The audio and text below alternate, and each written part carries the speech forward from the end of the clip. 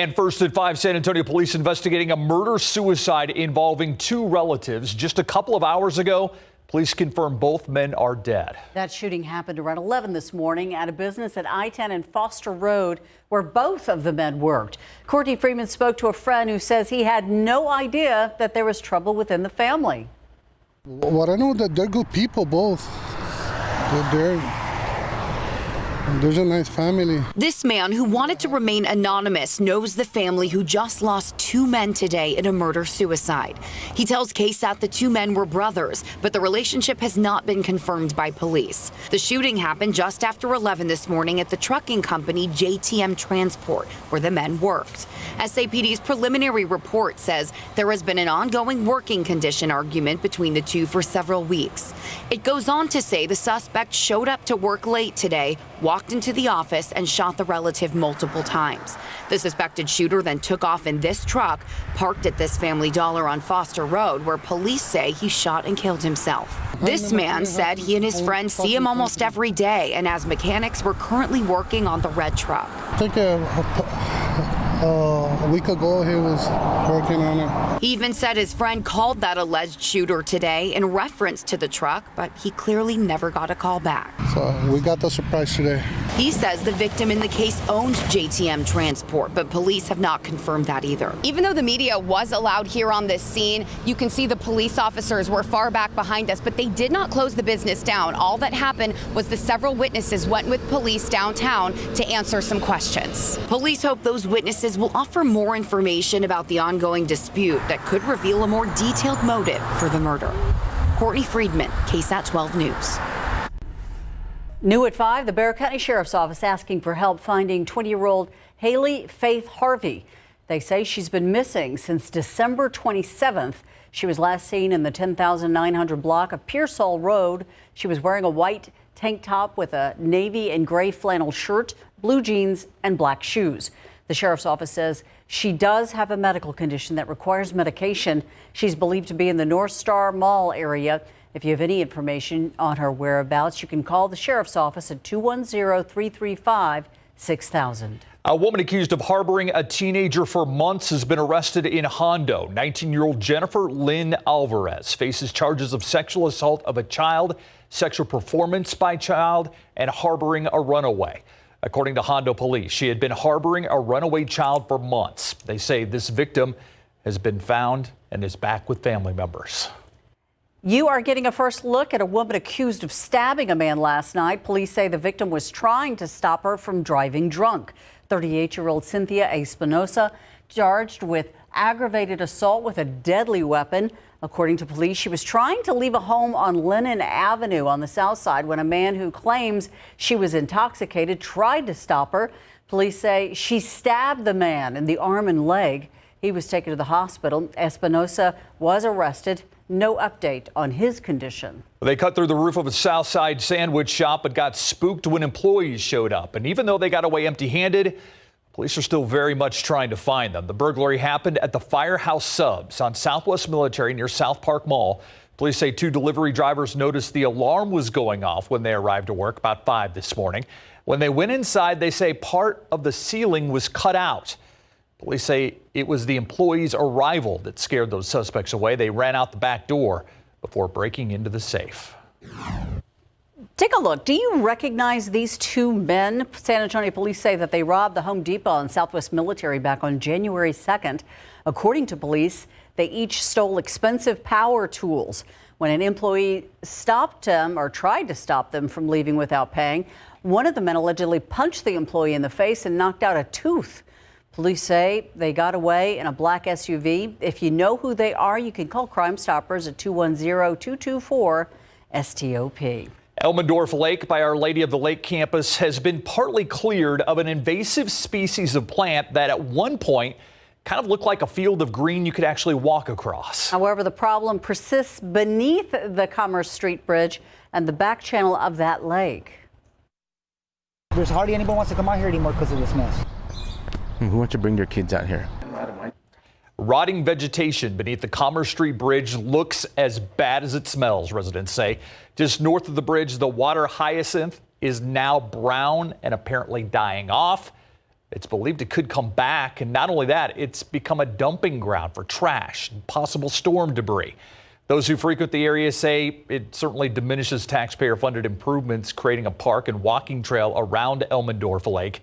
We reached out to the city for a response. They say parks and rec crews will be clearing out the remaining debris tomorrow and will assess what is causing the issue there. Looking outside with live cam, a much different view today than what we had this time yesterday. This time yesterday, we were locked into the clouds. There was light rain and even some fog hanging around. We've gotten to see some sun today, which was nice, but that helped to warm us up. It's also very humid out there, so it has definitely felt more like a spring day than a winter day here in South Texas, and our weather watcher temperatures reflect that. Up to 78 this afternoon in Del Rio, 79 in Floresville, 80 degrees in Santa Maria, 77 up at Canyon Lake and in West Kerrville. Thank you to our weather watchers for calling in those temperatures. Look at what you can expect for the rest of the evening. It'll be staying warm and muggy through the evening hours. Clouds will roll back in, so we'll be looking at overcast skies by about 9-10 o'clock tonight. And yes, the fog will be back late tonight and tomorrow morning. We'll get you a look at your Wednesday forecast and when we could pick up some measurable rain coming up in just a bit. Ursula. Thank you so much, Katie. We are just 20 days away from the Iowa caucuses, but mounting controversy within the Democratic Party is raising the stakes for tonight's debate. Yeah, it's caucus crunch time tonight. The top 6 candidates in the race will try to drop the drama and make the case for why they are best suited to be president of the United States. Nadia Romero is at Drake University in Des Moines with a look at what to watch for when the candidates take center stage. Nadia. Well, Ursula and Steve, you can feel the excitement intensifying here at Drake University. And when you look at Iowa voters, they are notoriously last-minute caucus goers. The latest poll shows that 60% of them have yet to choose a candidate, and that makes tonight's debate so important.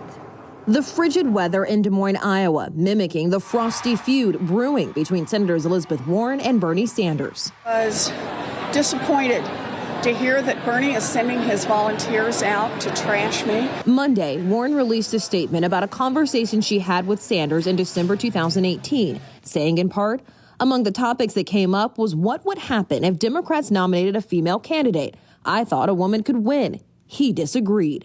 But the Sanders campaign is crying foul. There's some wires crossed here, but clearly Bernie Sanders did not say that a woman could not win. This conflict and the departure of Cory Booker from the race. I'm suspending my campaign for president. Raising new questions about the importance of identity politics in the Democratic primary, as all 6 candidates in the debate are white. The Democratic Party, which represents the true rainbow coalitions of America, has got to do a better job. However, the DNC argues the qualifications to make the stage are not a barrier to a diverse field. We've set a really remarkably inclusive and frankly low bar throughout the campaign. What we said every month was that the closer we got to Iowa, we would do what we've always done, which is raise the bar. These concerns likely to spill over onto the debate stage tonight as Joe Biden, Bernie Sanders, Elizabeth Warren, Pete Buttigieg, Amy Klobuchar, and Tom Steyer begin to make their final cases before Iowa voters go to caucus.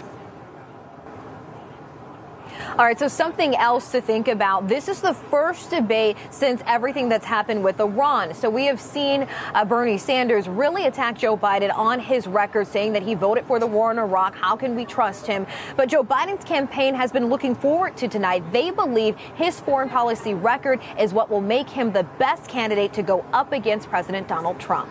Live from Des Moines, I'm Nadia Romero. Steve, back to you. All right, Nadia, some key endorsements have been announced. What will they mean for this race so close to the Iowa caucuses? Yeah, and all the polls show about 4 front runners, Biden, Buttigieg, Sanders, and Warren. So everyone's trying to get any momentum they can. Waterloo, Iowa's mayor just endorsed Pete Buttigieg. We saw a New Jersey congressman who had previously endorsed Cory Booker, but once he dropped out, he's now endorsing Joe Biden. And Bernie Sanders just picked up 2 progressive endorsements instead of those endorsements going to Elizabeth Warren. So everyone is doing their best to get endorsements, to get his supporters, to have any kind of edge, because we are seeing what looks to be about a 4-way tie right now. Steve?